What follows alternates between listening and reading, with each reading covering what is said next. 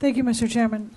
A few months ago, we engaged a firm, SMRT Architects and Engineers, and Ellen Belknap and Dick Webb are here tonight to give you a presentation on a feasibility needs assessment of our island home. We've all acknowledged, I think, the need to upgrade and or relocate our island home. There are a number of reasons that will be outlined here as to why the facility cannot remain in its present spot in the long term. So we've got a PowerPoint for you. We welcome questions, and this is going to take some continued discussion as we move through the budget process. So, Dick and Ellen. Good evening.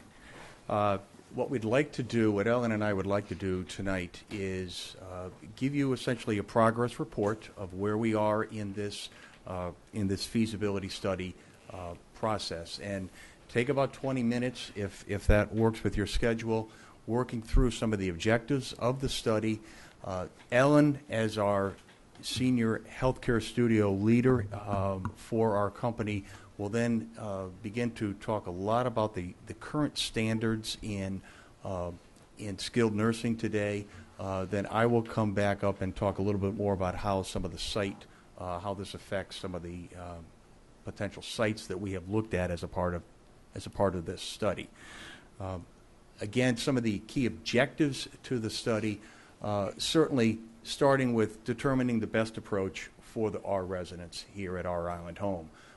Based on current state care models, we really effectively are looking at three options listed here: the renovation and expansion in the existing site, a complete replacement of the facility in the existing site, and looking at a new facility on a new site. So those were three of the big options that we looked at. As a part of the renovation component option, we certainly, as part of this study, we're charged with and are completing the assessment of the existing infrastructure at our island home currently today. So I think at this point I'd like to turn the presentation over to Ellen to talk a little bit more about the current standards in skilled nursing, and then we will translate that into some of the potential site options. Mr. Chairman, also while that's happening, we have a report that will be made available. It's still in draft form. It'll be finalized soon. Yes. And this will be available on the website and to the board members. Thank you. Good evening. I'd like to put Our Island Home Study in the context of nursing today. I started practicing about 35 years ago, and in the intervening years, skilled nursing has had a huge evolution in terms of the model from what we call the medical institutional model and the shift to a resident-directed model. And we'll talk a little bit about what that shift is, really what that shift does in terms of the physical environment of care. But the big move is to address the typical boredom, loneliness, and hopelessness that characterizes so many nursing homes today. Despite best efforts of staff and families to care for our elderly, they do suffer from extreme boredom, loneliness, and hopelessness. And so the move in the long-term care skilled nursing environment is to rethink the environment of care. And what's worked very well is a move from an institutional model to what we call a small house model. And it takes the environment of care and breaks it down into much smaller components, 12 to 15 beds, and people have much more engagement in the activities. They have more active practices. They have more choice. They have more control. They have more sense of purpose. And an outcome of this is that their capabilities increase, their activity levels increase, their behavioral issues diminish, and in general, their quality of life improves. So when we look at the small house characteristics, the threshold issues are that they are all private resident rooms, and the household size, the sweet spot is around 12 to 15 residents per house. At that size, a group of residents can gather around a dining table together. they can have meaningful social interaction, and it really changes the landscape of life in these facilities. On the site side, Dick, I don't know if you want to talk about the site in the small house. Certainly, there's the small house concept has a strong, very strong connection to the exterior, to nature. Light, introduction of natural light into the rooms, development of, again, secured areas, depending upon the level of care for outdoor terrace and patio areas. Gardening, raised beds, very, very common, very popular.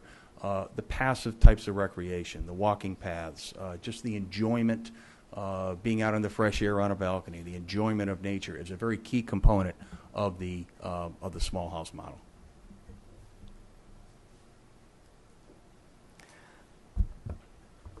So what we've done as approaching the Our Island Home study is to look at what we call the program for a potential new or replacement facility that embraces this small house model, and then develop an actual prototype that we could use to test the existing site and to test potential new sites. And so the program is the components in the building, the number of rooms, the size of the unit, the activity spaces, and the starting assignment for us as established in the RFP was that we would match the number of beds today, so that we would plan a 45-bed home, either, again, replacement on the existing site or a new site. But the threshold issue was the number of beds was 45. And then we would look at support spaces, staff areas, and then, of course, the building support areas you need to keep a building running. On the site side, we would have... In addition, again, to these outdoor spaces, certainly addressing the utilitarian needs of dumpsters, service components, but certainly the parking component, both not only for staff and understanding many times the dynamic of the shift change in terms of how that impacts the total number of parking spaces needed, but certainly visitor and resident spaces as well are key components of the site development of a project.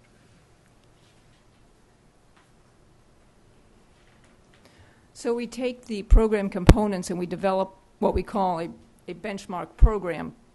I'm not expecting that anyone can read this spreadsheet, but the small house model benchmarks around 800 to 1,200 square feet per bed, and that has been tested on many, many, many of these small house facilities, certainly across New England.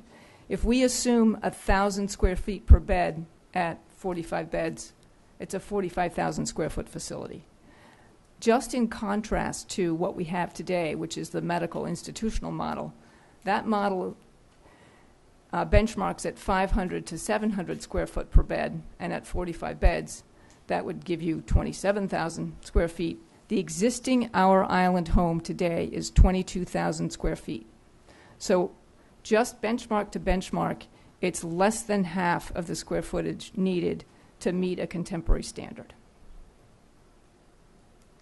So we've built a prototype, and the way we do this is we start with the basic building block of the room, and the threshold issue here is that in the new model, all private rooms are the norm. And so we have developed the room prototype, which is the basic square footage required to have a dedicated bed and sitting area and a dedicated bathroom with shower facility in the room. And that adds tremendously to patient dignity, patient privacy, and the quality of life for the resident. We take the room, the prototype room, and we develop a prototype house. And this house is 15 beds around a common living area, and embedded in the living area is a kitchen area and a porch and access to the outdoors. This home or house is a subunit of 15 beds. So to achieve our 45 bed total, we would need 3 houses. The residents live, their active life for the day is in this house. They eat together, They recreate together. There might be activities at the broader construct of for rehab and therapies, but by and large, they live together at this enterprise level of 15 beds. And the more normative environment, the less institutional environment that this fosters really helps these residents regain a lot of their capabilities. So what we've done is we've looked at a 3-house prototype. You can see that there's one of the 15-bed pods, there's another, and there's a third. So 15, 30, 45 beds. And then we do have support space, a central kitchen, rehab therapy space, a large activity room, a garage, and some staff areas. So this prototype is the basis of what we used to test the feasibility of either replacement or expansion of the Our Island Home facility on the existing site. And just to look for a minute at the Our Island Home today, to give everybody a sense of the context of the lay of the land. Today, we have a 22,000 square foot building, and we have 3 private rooms. The goal is 45 private rooms. We have 21 semi-private or double rooms. And this is the classic medical institutional model, where you have, we designed millions of these in the 80s. We have a central nursing core, and we have Unit A, Unit B, Unit C. And it's a double-loaded corridor with doors on either side. Patients don't have a lot of privacy. Patients don't have a lot of ability to break down the scale of the building and socialize at a level beyond going to a common day room or a common dining room. The infrastructure at Our Island Home today is aging, and it suffers just because it's an antiquated model. The technology has changed drastically. The needs for storage have changed drastically. The amount of equipment we have in nursing homes today has changed drastically. And so it does not represent a contemporary standard of care or the ability to support a contemporary standard of care. Just some quick images for those of you who might not have been there recently. The site is very constrained, and Dick will talk about that in a minute. There are, as I said, these double rooms. The beds are up against the walls. The code requires there to be 3 feet access on either side of the bed for staff to help patients get in and out of bed. So the arrangement of these rooms currently does not meet code. There are concerns with the bathing facilities in terms of meeting handicapped accessibility. This particular bathroom, the sink had to be removed because there were plumbing issues. Corridors should be 8 feet wide clear for safety and exit egress. These handrails should be available for residents to use as handrails. You can see the storage in the corridor is blocking the use of the handrail. So it's a concern for ambulatory patients as well as an egress width concern in the case of an emergency need to egress from the building. So two issues there that are of a safety concern. And there really is no place for this storage to go. It's not there because someone's lazy. It's there because there's nowhere else to put it. Electrical is a huge issue in this building because the main panels into the building are in an exit corridor and exposed to the exit corridor. These electrical panels should be in a 2-hour rated room. There's inadequate labeling of the electrical outlets. That actually should be red. It has a nice little E on it, so you know it's emergency power, but it should be red like that one. There are a host of infrastructure issues that are a sign of a very old building that needs a lot of repair. I'm not looking forward to the day that fitting needs to be swapped out. And Dick, you want to talk about the... We wanted to include these photos. These photos were taken last week in the storm event, where there has been some chronic backing up of rainwater or stormwater in some of the drains. These shots were taken from the kitchen area. Subsequent to this day, we David Gray from your wastewater treatment facility and Ed King worked very hard on reestablishing some of the functionality of some of these lines. The next day I was out here and we actually videoed these lines, and the good news to report is the condition of the piping is not where the problem is. It appears to be more of a site condition where there are pipe failures. But nevertheless, the issue remains with these pipe failures either outside the building footprint or within the building footprint. It's causing this sort of condition.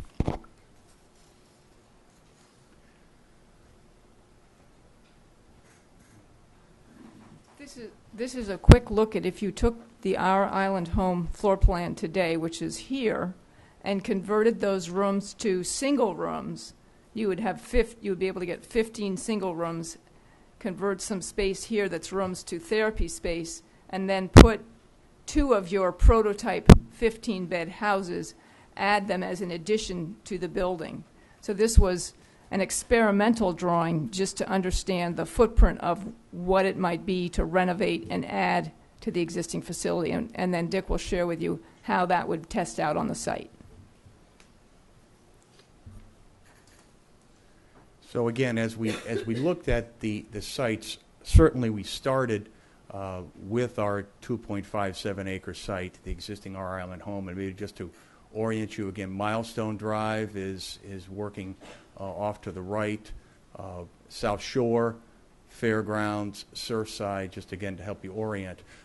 We certainly looked. There were several sites that we did looked at water company property, looked at 2FG and understanding the dynamics of the other ongoing and proposed improvements to the 2FG site, and then certainly also have looked very hard at the Sherburne Commons property down off of South Shore Road. This graphic again just illustrates the existing Island Home facility, the site. Yes, views out to the harbor, but the views are more site views. When you're in the structure itself, there are really a very limited number of rooms that have an actual view to the harbor itself. Parking and circulation achieved, but a little bit unique in terms of its organization and its flow. There is an issue in terms of the sharing and the overlap of parking between the Our Island Home residents and staff and the residents at Landmark House.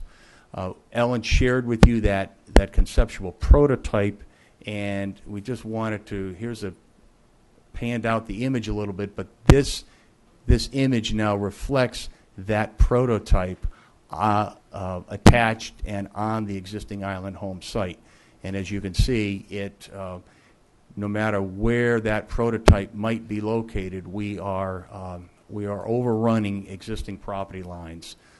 So the conclusion here is that to develop the 45-unit single private residence small house model, it does not fit on the Island Home site. I mentioned we looked at Fairgrounds, and then we have a couple options for the 2FG site. In this concept, the existing facility that we're in tonight, the proposed fire station improvements, there was discussion about the potential town hall / administration projects. So as we looked at the massing for this site, we stayed away from the corner of Fairgrounds and Old South, feeling the town hall, the administration was probably a more appropriate use in this area. But we began to look at options off at Tacoma Way, again with the feel of a single-story residential type of skilled nursing facility. That's from a planning perspective, a very appropriate transition use between some of the more commercial or institutional components, uses on the site versus some of the existing residents on Tacoma Way. So in this option, we looked at an approach where the Island Home facility, the light blue areas are the 3 residential pods. The dark blue area is some of more of that central core with the service function. But again, this concept then positions the Island Home facility at this, essentially presenting it off at Tacoma Way, so you're not having to work through the existing 2FG site to access Island Home. It was called to our attention some of the dedicated use of this tract in the middle, outlined in red for public safety and public safety use. So this is a second option that again repeats and reflects the access off of Tacoma, but again positions the building, albeit a little bit closer on the setback to Tacoma, but positions it out of the dedicated parcel area. We did look at options that also began to work into the existing ferry parking area and back here closer toward Amelia. Those options didn't seem to, there was a tougher sort of mix and a blending of the Island Home use with the other existing uses on the property. In both options, we're certainly aware of the 40B housing proposal, and we have tried as best we can in the development or the massing of these massing diagrams to preserve as much as we can of the 40B housing. And in this concept, we have 13 units that are able to be absorbed in the existing footprint, or existing site footprint. Would like to talk a little bit about Sherburne Commons property with you. To orient you, South Shore is on the right-hand side of this image. Maya Comet is on the left-hand side of the image. The site really is connected to both rights-of-way, a kind of a through lot between those two streets. And these light cream-colored structures are the existing Sherburne Commons facility, the independent units and the more assisted living and congregate care sorts of uses. There is a parcel, this light green parcel that immediately butts the Sherburne Commons property to the north, is owned by the land bank. And currently there is a footpath that works across the property. At the edge of the Sherburne Commons property, immediately abutting the land bank property, there has been, as part of the Sherburne Commons development, an identified archaeological site. And so as we look at potential development, that is one consideration that we must address in the evaluation of the site. More importantly, on the east side of Sherburne Commons, there are 4 heavy dotted red lines, and they all represent existing sanitary sewer force mains. They vary a little bit in size and direction. The two immediately closest to South Shore, one works in a southerly direction. One actually is a force main that is forcing the wastewater to the north, where then it turns around and comes down to the south.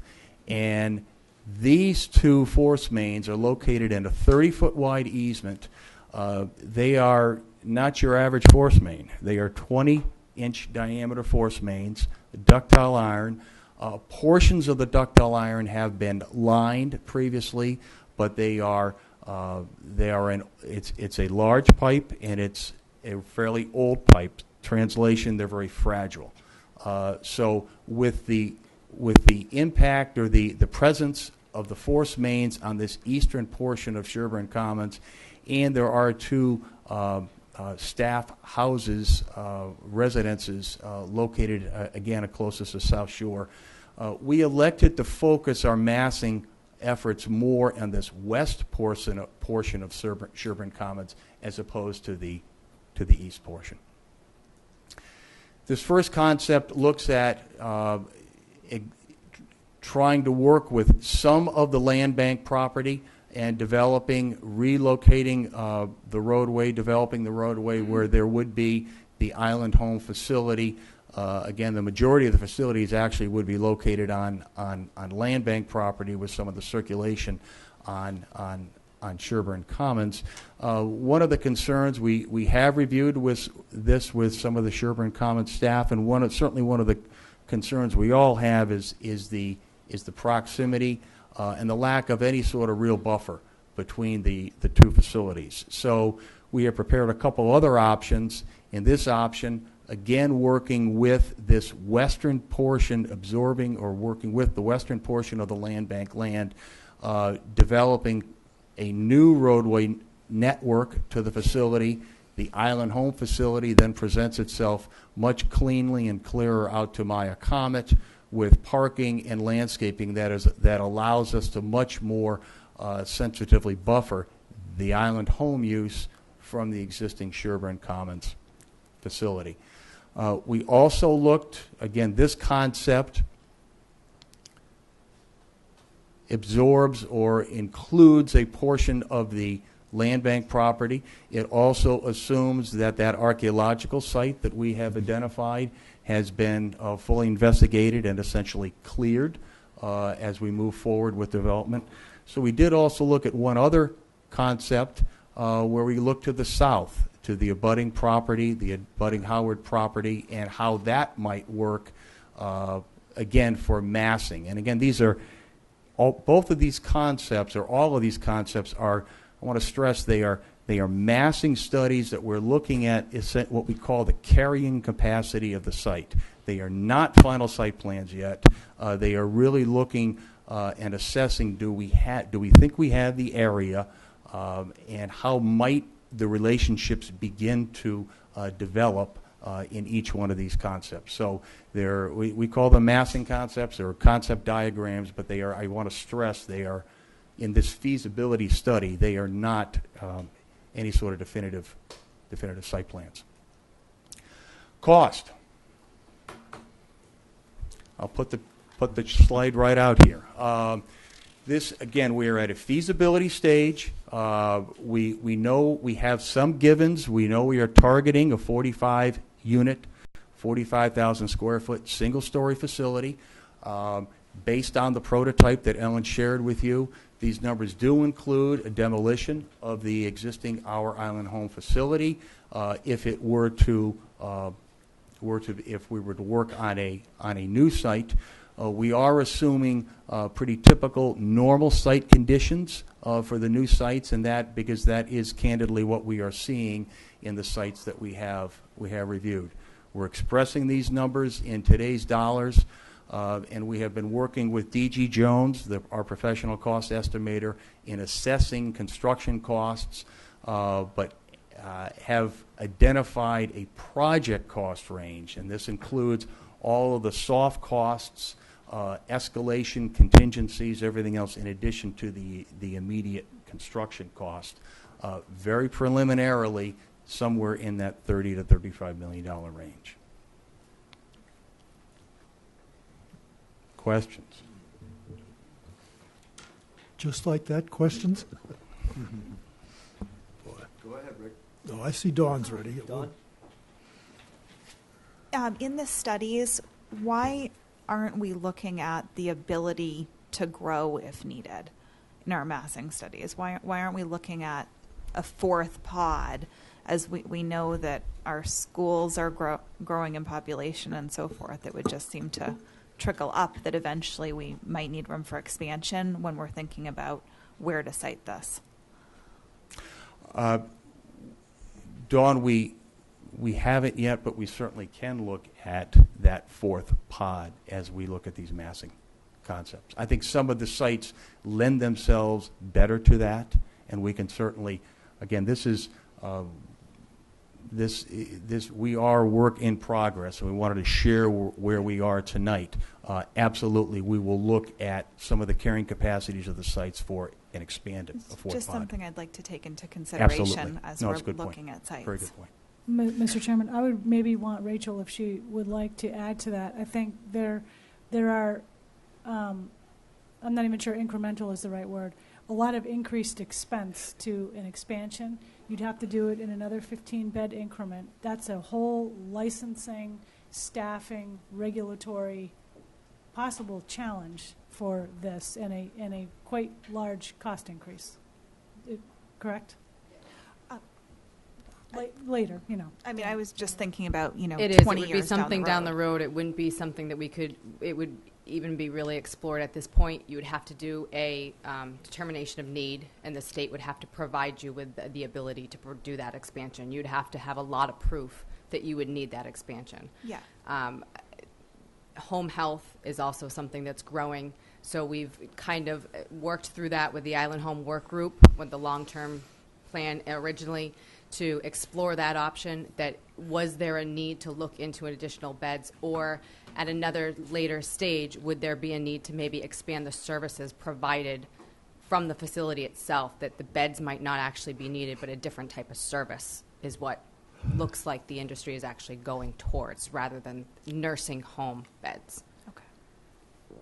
Okay, I guess while Rachel's up there, the question is, the Island Home Work Group looked at these plans. Is this the type of building that they were recommending? They were recommending a small house type of model. They didn't exactly look at that specific type of prototype, but all the different type of prototypes are very similar to the one that Ellen presented. So essentially, yes, but not those specific type of designs. The concept. Just to follow up now, my recollection of their one of their options though was as things change and sort of as you point out, the program needs might change, that the number of sort of beds might be actually reduced from 45. So I don't remember the number in the initial scheme, but one of the options was down to like 24 beds as opposed to 45 to start with. So I go back to the beginning, and it seemed we made an assumption here that we have 45, we stay with 45, and that may or may not be the right solution. I don't know. But I get worried when that sets all the tone right off the bat without further explanation. Is there a market, and all of those types of things that go with that. So anyway. I also just had another question, maybe a different subject. Is it the assumption that people would, you use the term patient, if that's the right phrase, stay in their room until they pass on, so to speak? Or I'm used to maybe the older model where people sort of ended up going from one type of room into a more medical room where they could have much more attention until they did pass on. Yeah, no, that's a great question. One of the nice things about the small house model is it really does allow people to not have to be moved, which can cause a tremendous amount of confusion and disorientation. And so the model does try to keep people in their rooms as long as possible. Some people do transition to hospice at the very, very end, but the overall guideline is to stay in the room as long as you possibly can and avoid the disruption of transitioning to higher levels of care. And Rachel, you may want to add to that as well. That's right. I just wanted to understand that because it didn't seem to have any options on site. So if you need another option, you have to go to the hospital or to a hospice facility or whatever those other alternatives might be. Okay. Tobias? I guess just some first observations, and I know these are very preliminary. I worked with an architect for a year, so I do understand. One thing I just want to point out is I think we need to focus on, as far as massing goes, these sites are very spread out. It'd be nice to have them closer together, multi-stories potentially. We don't have a lot of space on Nantucket. Think of us as a small city, so that's just one thing I have in mind, and I think we can still do that with having the access to outside and the views we want. I see Rachel having some thoughts. Go on. The multi-story. The reasoning why we're looking at one story is it's a couple layers, but when you get into multi-stories, you get into multi-nursing stations, and then we have to man those nursing stations. Okay. So that adds an additional payroll operating cost right off the bat without even touching the bed size. Great. You also have the operational challenges, such as food, trucking the food up and down. You get into a whole other set of challenges that add a tremendous amount of operational cost. That's why it was recommended try and remain with one story. Staffing alone would just be hard. I got it. I guess to add on to that, the sites, the parking and the roads moving along through, I think, just my initial response is that's a use of a lot of space, and if we can pack that in, I still think you can have beautiful views. So that's just one observation. My next question was on the kind of community-based care model was in the first study from the work group. How does this kind of compare to that, that kind of briefing we got back in 2013? It's the same kind of concept. And so does this concept and this model enable us to operate at much better costs going into the future?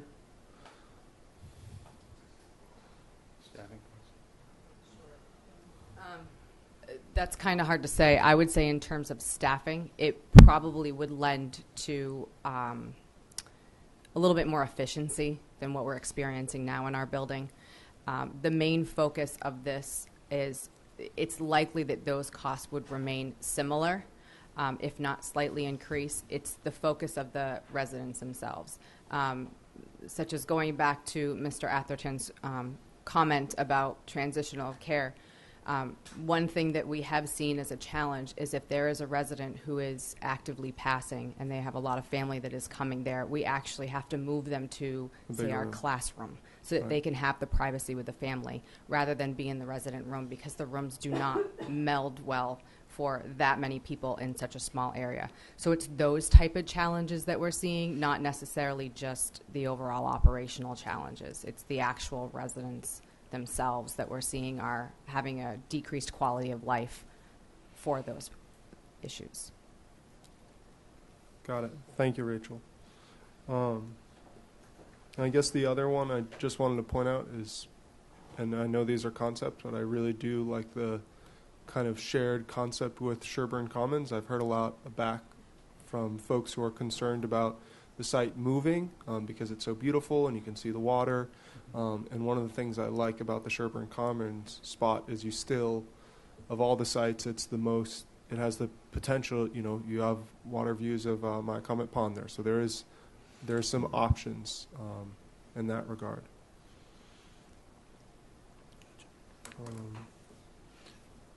And then just a more general comment is this is a large amount of cost, and the town is dealing with a number of other cost problems moving into the future, and I know we've talked a little bit as a board of how we're going to continue to pay for this in the future in light of a number of other expenses coming before the board, and I'm a huge supporter of having an island home and having some facilities on the island. I just want to make sure we do this right going forward, and we look at all the options. And this is something that the whole community needs to get behind and come to terms with, and we need to be on a united front of how we move forward as a community. Anything else? But maybe just one more sort of general question. If the country built, 1 million of these rooms in the 80s or whatever, are they all slowly going to convert to this? And if the cost is double what it was originally, that's what's going to happen? And is the federal government prepared to underwrite? Do they know where we're headed here? Because I just have a feeling that the real estate cost, you've got a lot more square footage in effect per patient. Yeah.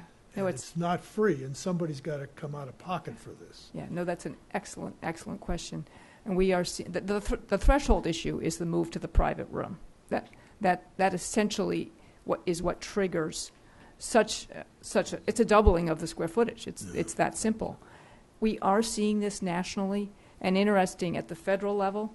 The veterans' homes, which has a very large skilled nursing program, they have adopted the community living center guidelines, and it is the small house model. And all the veterans' homes across the country are going to 10 to 12 bed resident pods with all private rooms. And they are at that threshold number of 1,000 square feet per bed. We're actually designing 2 150 bed nursing homes right now under the grant award for the veterans. And so, yes, this is a huge issue, and we are seeing the transformation of the medical institutional, that pinwheel model that I can't tell you how many I've drawn, and we are now moving to this small house model. There's a real estate cost, there's a land use cost. The positives are so positive in terms of the engagement of the resident and their sense of purpose in life, but also the bonds that are built between the staff and the residents are much stronger. Staff retention is much better. It's a plus on so many fronts. The general industry trend is there's so many wins. It is worth the extra real estate first cost, but it doesn't come without a pretty hefty front. Most of these facilities that are being built are, with the exception of the VA units, are private residents, correct? Correct. They're Yeah. not run by municipalities. No, you're right. Is the Provincetown facility where they transisted from a community-based to a private one have this same concept, or do you know offhand? I I'm don't just know curious. about the Okay. Providence one. Just curious. Provincetown did Provincetown, yeah. transition to a public to a private nursing home many years ago, and they had a larger facility to begin with, and I think their circumstances were not the same as here. Right, I just didn't know if they went to this model in terms of the real estate part of it. No.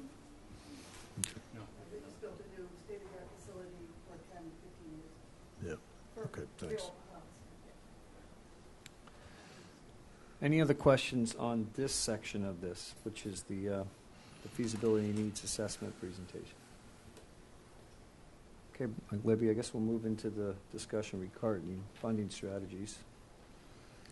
Thank you. So just so the board knows, moving forward, we'll have probably some additional discussion about this in, well, I see we made a numbering error on the agenda. That's probably my fault. Item is numbered 4, but it's supposed to be 3. Review of proposed fiscal 17 general fund capital projects, because this is going to be one of those. In any event, in advance of that, the finance director and I have discussed some funding options at the request of you, Mr. Chairman, to take a look at what the options are for future funding for the facility. And Brian, I think, can take us through a couple of slides. So what we have on the first slide that we put together was the subsidies, be it the annual town meeting subsidy, any reserve fund transfers, any transfers done at ATM, any free cash appropriations, or any capital appropriations that have been reappropriated to fund capital for our island home from the inception when it became an enterprise fund, which was in 2011. Okay. So you can see the totals, $3.2 million in the first year, 2011 to this year. Currently, we have $2.295 that was voted at the 2015 annual town meeting as the subsidy. Hopefully, we won't do any more than that, but that's what we currently have right now. What we also did was we went back and looked at all the certified retained earnings from inception in 2011 moving forward. 2015 is blank because we're currently going through the certification process. I didn't put it on here, but one note is in the first few years of operation, we did expend and appropriate retained earnings, but it was primarily for capital. Over the last couple of years, we have actually started appropriating more retained earnings to operational costs. Okay, so in 2014, we had retained earnings certified of $1.7 million. At the 2015 annual town meeting, we appropriated $1.5 million of that to fund the operational budget, which is why in 2015 you see that we appropriated free cash of $613,000 to cover some capital needs, along with a $63,000 reappropriation for those capital needs. If you want to go to the next slide. So this kind of leads to what are our options.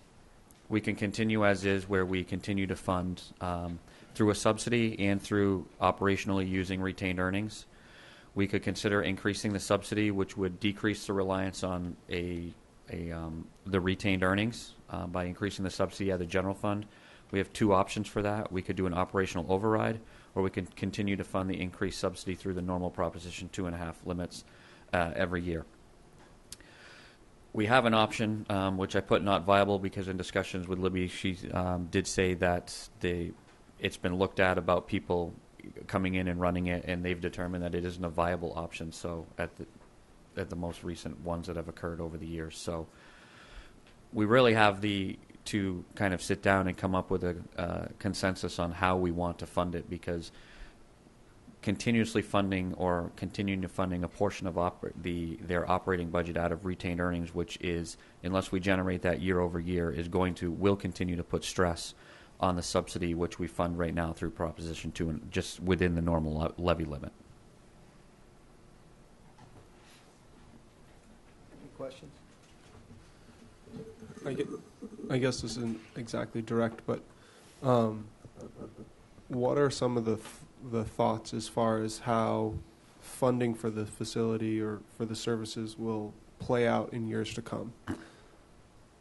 Are we going to, I know a lot of the money we have coming in comes through Medicare and Medicaid, and I know the state and the federal government hasn't been as good as of late at funding at increasing reimbursements and more decreasing reimbursements, and I just want to be clear on what we're thinking as far as how that's going to play out going and forward. Rachel will probably be able to discuss better the Medicare. But one thing I do want to point out is that a significant portion of retained earnings every year is actually created by the payment of, and I forget what the acronym stands for, but it's CPE, which is a one-time payment which we don't budget annually. If that goes away, which the work group did note it could go away at some point potentially, then retained earnings would not be at the level that we're generating now, and that's approximately a little over $1 million a year that we're receiving from that payment. So, you want to talk about Medicaid and all of that? The CPE is the Certified Public Expenditure. It's just the regulation was adopted in 2009 to allow that any facility that's using public funds, such as taxpayer money, to provide these services has the option of getting some of that reimbursed. So that $1.7 million that you see there that was certified for 2014, $1.69 million of that was related to that certified public expenditure. Each year, it's becoming later and later in the year that we received it. By now, we should have already received the last filing, which was actually calendar year 2013. I have inquired, and there is no response yet on when or if that payment is coming through. It's basically related to the state budget. If they have it, they have it. If they don't, we don't get it. That's why it's often not budgeted. What we are seeing is a shift in the payment rates overall. Mass Health, for instance, or Medicaid, is doing a lot more cost shifting towards the home health related reimbursement sides and reducing the cost that it's providing to skilled nursing facilities. There's also a lot more factors that are going into the rates that are being established. For instance, they have if a resident returns home and they're rehospitalized within 30 days after initial hospitalization, that could, depending on where it falls, it could hit the nursing home's rates and penalize the nursing home, or it could hit the hospital's rates. So they're doing a lot more creative things to try and improve care, but it's also hitting a lot more of the reimbursement rates. We'll start seeing that in the upcoming years. One of the things that we're also experiencing that we're having a significant challenge with is Medicare itself is moving towards managed care programs. So instead of Medicare actually running the federal program and having flat rated RUG scores, as they call them, they're allowing private insurance companies to have the managed care contracts, and they have a different set of rules, a different set of payments, a different set of copays, and if you don't follow their rules, they dictate how, when, and where we get stopped. So what I have recently learned is right now we've experienced about 4 of those, and we have a very low percentage of Medicare residents. By within the next 2 to 3 years, almost 80% of all Medicare plans will be managed care. So it's going to become even more of a challenge for us to recoup those Medicare dollars. So in regards to that, yes, reimbursements as they have seen historically and likely are continuing, are going to do that. And rate- We have been about 70% in Medicare Mass Health, and people are also getting a lot more savvy with securing their estates prior to entering of nursing homes. So you're also going to see a decline in the private. What's it cost us per bed now, rough? $530 a day. And our normal reimbursement now? Our normal reimbursement through Medicare is roughly maybe about $430. Our private pay is $440, and our Medicaid is anywhere between $180 and $200. And the So bulk of our 70% of people them are- we're already losing the about bulk of- $200 a day. We're losing about $200 a day per bed on average. Right. About 70% of them, yes. And I think what you're saying is that the way the federal government works these outsourcings to insurance companies is just going to get tighter and tighter. And the state of Massachusetts may decide they don't want to give us $1 million a year. Thank you very much. And so we need to get a handle, as Bobby, I think, is trying to get at here, what the outlook is going to be to operate and what the numbers are. And that's all related to what we're up to. I So, haven't said much on this. I'm going to weigh in now. The present facility, it's no way to spend your final years. I mean, it's not. These kind of facilities with these cluster units and private rooms and some dignity, it's definitely, it's what any of us would want or expect for anyone. Totally agree with it. I think the main issue here is we're looking at a $35 million facility and an operating budget or subsidy from the general fund that could be as much as $3 million a year. And an escalating town budget that probably can't sustain a $3 million a year hit to the general fund without an override. And for me, this is pretty simple. We take the $35 million, and I think that number is probably going to be low based on what we've experienced from all of our capital expenditures and bids that have come in. It's probably going to be more like 40. And you figure $3 million a year for operating expenses, and we take it to the voters at town meeting and see if they truly want to continue to have a retirement home for the people that grew up and lived here and want to die here. But everyone has to understand it's going to be a substantial increase in their tax dollars. We're looking. I don't know what the numbers would be, Brian, but if we were looking at, how much are we?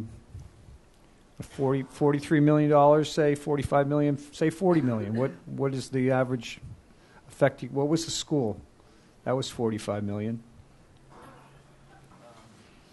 right, so we're going to have to carry the capital and the operating costs, Bobby. So Right. whatever the I don't total remember is. the number exactly, and I certainly don't want to try and Right. guess Well, off the top of my head. I'm sure we could figure it out, but I mean, we can't continue to go on the present road we're on. The facility, if I'm correct, Rachel, if we don't do something soon, we're probably going to start facing fines and penalties from the state. Don't we have to do something? We can't just go along the way we're going. Bobby, I think we got to do it pretty quickly because all you have to do is look at the capital we're putting into this building every year that is going to be Right. just Right. gone. Right. But if we're going to go take $1 million we appropriated last year, or we're getting ready to appropriate again because of some clerical stuff, $1 million for design, we should be committed to the full 40. I don't want to spend $1 million on a design of a building that never passes the muster with an override. So. So I think we asked Brian, he can put together a little package, working with these folks, and we got to put it together, Bobby, capital and operating, and let's see what it looks like. Present it to the voters, and I'm not sure everyone's whether going to fall on it a certain way. I know how I'm going to fall on it, and my mother's already got a room picked out, so there's no way around it. But we have to have a support of the town, and that doesn't mean just town meeting. That means a 2.5 override vote, because we've got to. The if we're going to do this, we need to do it soon, and we need to know we have the financial wherewithal to do it. And if we don't, we can't just fund the building without funding the operating expense in an override. Otherwise, 5 years from now, whoever's sitting here in this chair is going to be crippled. I think we also have to talk a little bit about the money coming from the state, and whether we're realistic and it takes a lobbying effort. I mean, we have to be realistic. That money, it's going to take an effort to keep that money. And I think we, as one of the few, maybe the only community in the state that's getting that money, is going to have to be active, I think there's, or it's coming to the Isn't it- tax base. isn't it us and Brockton? They're the only two that still have municipal retirement homes. It is, and just to comment on that, we do connect with a lobbying group that is lobbying for us in Taunton. So we're already there. But I'm just Yes, pointing out. they do if- lobby for us often to continue to keep that as part of the state budget, and it's a very, very minimal cost to us, and they also help us with the preparation with our accountant. So all I'm sort of saying, whatever it takes, that's worth the investment that we're making. So And, I guess just for me, the big takeaway, and Bobby, I agree with a lot of what you're saying. I think we have to really get the model right. The 30 million or 40 million for facilities, one thing, but whatever that override is, it's going to be amortized over 20 years, and it's going to end up being more like $47 million once you add in your 3.5% or 4% interest.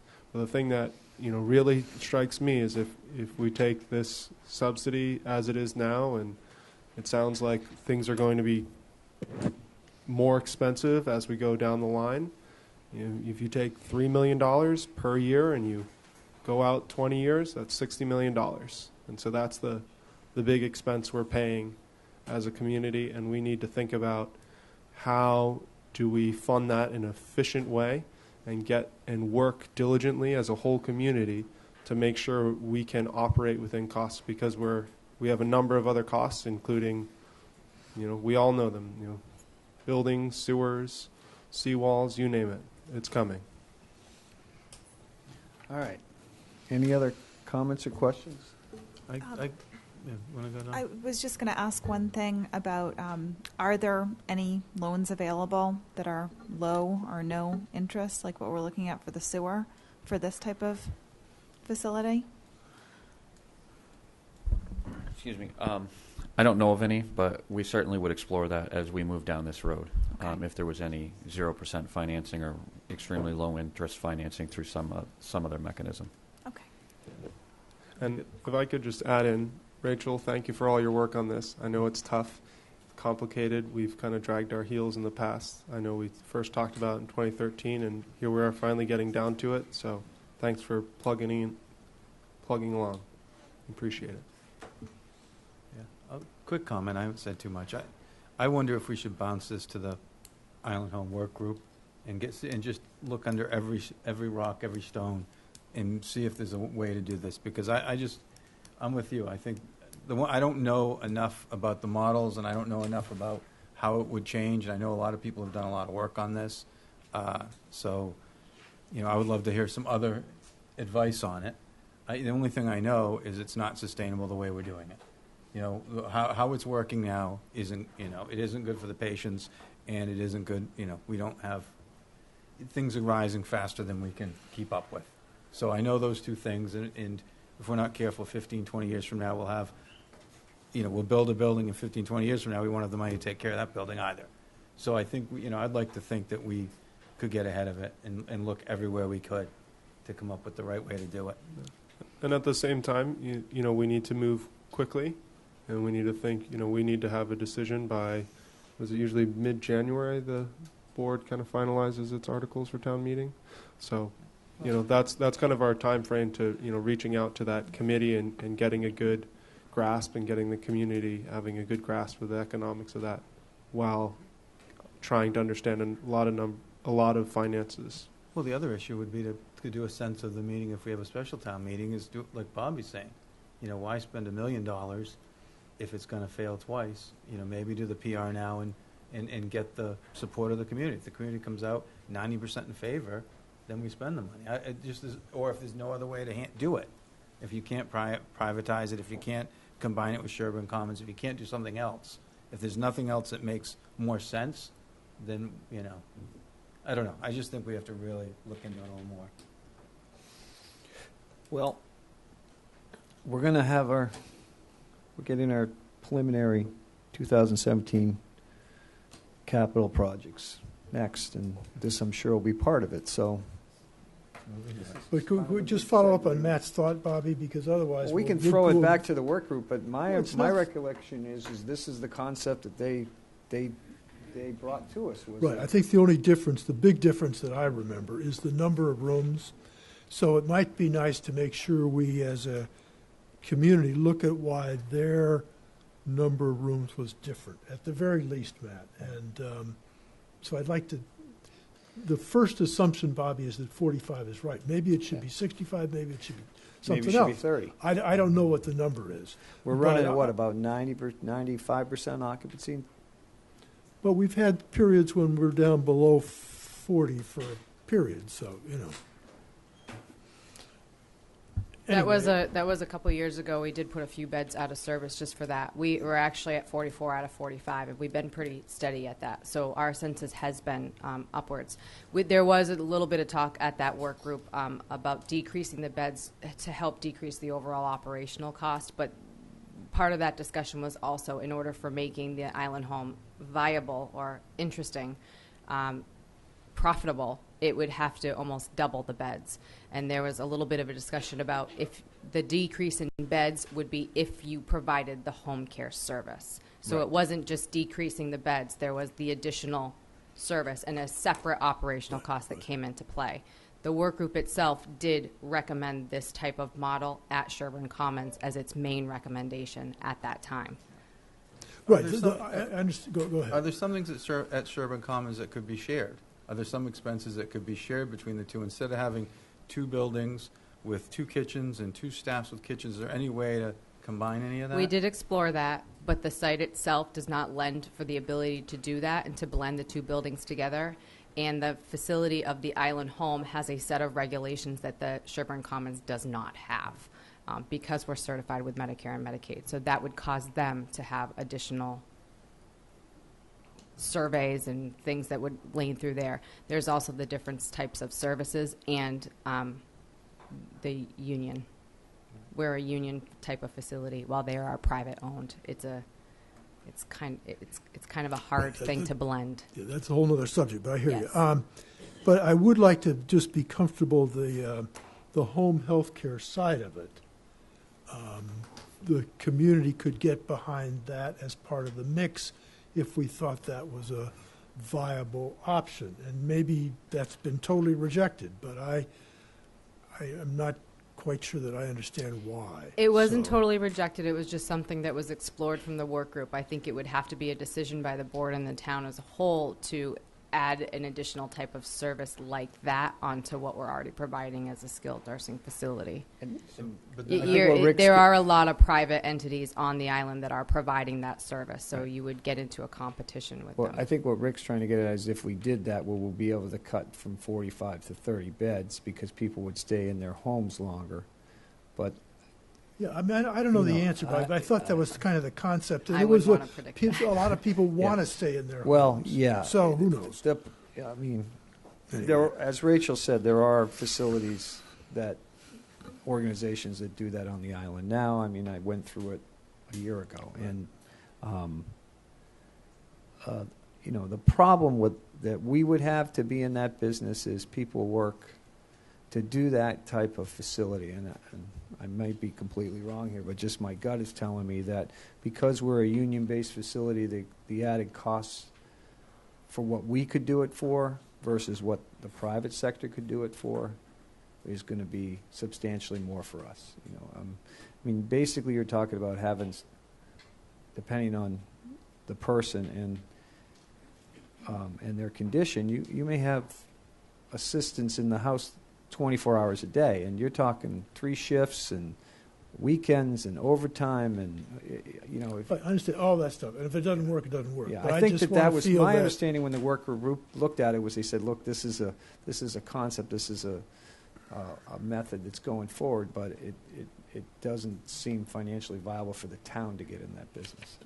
But it doesn't have to be. Anyway, I think it's worth looking at in some way. That's all I'm saying. It's sort of part of a way to I'm saying respond to look at your everything, question. yeah. Look at Yeah, everything. So- I totally agree with both of you. I just don't want to spend 6 months looking at different things and we're right back here 6 months from now with a $40 million price tag on it. I think before we go look at anything, I mean, none of these things that we're talking about is going to shave $10 million off of this or $2 million off the operating expense each year. I mean, that's just the reality of what we're dealing with here. So, you know, I think we need to get a commitment from the voters in this town that they're willing to continue forward down this road so that we can get to the task at hand. Right. So we can end up there. Some of us sooner than others.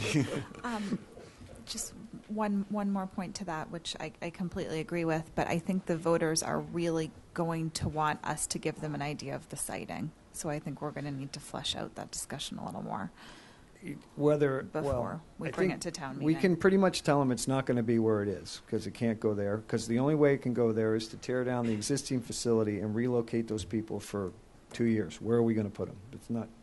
It's just not viable there. So the site's going to be somewhere other than there, whether it be here or Sherburne Commons or another piece of land that maybe we come up with. But it's not going to be down there on the creeks anymore. You know, I think my gut is that looking at these preliminary plans that somehow it can be worked out to go into Sherburne's common property or the land bank property. We swap that land for their land, whatever. We can. I think that can be worked out. But I think, you know, if they're looking for some sense from the board, it seems to me Sherburne Commons is the logical place. Right. And I agree. I don't, I think that's it. and we should be working towards that, Right.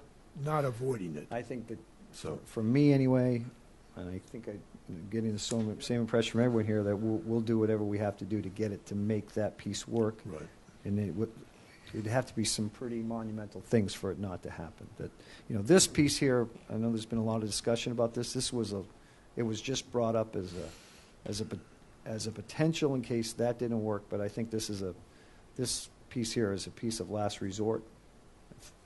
I think I'm phrasing that pretty well for everyone. Yeah, so. You know, that if there's no way we can do it anywhere else, it would be here. But this piece was purchased for affordable housing, and that's what its intent is. So we just need to make sure, first we need to make sure that this is what the town wants us to do and go forward, and then we need to make sure that the Sherburne Commons piece will work, and then we can get back to the task at hand here. So That seems reasonable. Totally agree with you, Bobby, right there. So I guess the next step is, What do we need to do to make Sherburne Commons work? well, not that. What do we need to do to get this to town meeting to decide if we're going to appropriate $40+ million or $35+ million Well, for? We need more of a definitive idea of the cost, which means we need a design. So Which means one we of the need to first appropriate- items is we need to appropriate additional funds for design. So that's going to be coming up in a moment. Okay. And if the board would like, we can, the Island Home Workroom was disbanded after it made its final report, but we could certainly try to get the members together and have a discussion about this in the home health. Well, committee. I think that might help It would help some me a of little us. bit, yeah. I think in terms of town meeting, Bobby, I sort of like the idea of it. You know, I don't know how much design you really have to have. I think if we craft a question for town meeting that says, you know, we support rebuilding our island home at the Sherburne Commons site. We think it's going to cost $30 to $40 million. Operating expenses are going to be whatever, and we want to know what you think. Because getting beyond that is so detailed. It's not. I'm not sure it's necessary. Right. I just, I get nervous because what happens at town meeting doesn't always happen at the override ballot. I So I would, understand. if we're going to do that, let's put it on the ballot as well.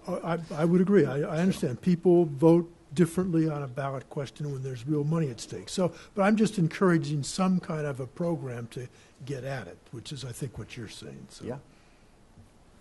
I mean, I'd like to know that we have the full support of the town if we're going to spend a lot of money on design, and I'll put a lot of work into making this work. So, Anyway, Libby, you want to go into capital, and we'll talk about this some more there, I'm sure? Sure.